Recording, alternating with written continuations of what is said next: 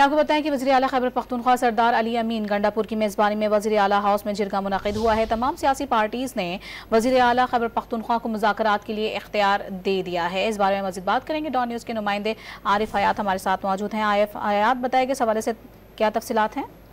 जी बिल्कुल, सुबह में जितने भी नौमान का मसला है और दीगर मसाइल है तो उस पर मुतल्लिका स्टेक होल्डर्स बात करने के लिए तमाम सियासी जमातों ने वज़ीर आला को इख्तियार दे दिया है। और आज जो जरगा मुनक़िद हुआ था तो उसमें मजमूई तौर पर यही बयान सामने आया हुआ है कि वज़ीर आला और जो उसकी सरबराही में जो कमेटी तश्कील दी गई है तो उसी कमेटी को इख्तियार होगा और वो तमाम स्टेक होल्डर से बात करेगी। सूबाई असम्बली बशमूल तमाम सियासी पार्टियों ने ये इख्तियार दे दिया है वज़ीर आला को।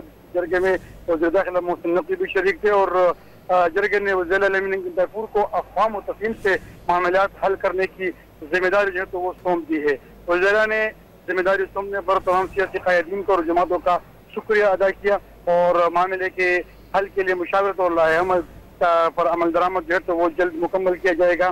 वज़ीर आला की निगरानी में और उनकी मेज़बानी में इस जरगे का इनेकाद का ऐलान हुआ और जरगा जो है तो ये मज़ीद इसके इजलास भी होंगे क्योंकि जो मसाइल है तो उस पर वक्तन बात होगी और तमाम तजावीज़ जो हैं वो भी पेश किए गए हैं। जलसे में जरगे में तमाम तजावीज़ जो हैं तो वो भी पेश किए गए हैं और तजावीज़ तमाम के तमाम मुरतब कर देंगे जो वफाकी हुकूमत की तरफ भी अरसाल किए जाएंगे और उस पर मनवन अमल दरामद होगा। जी।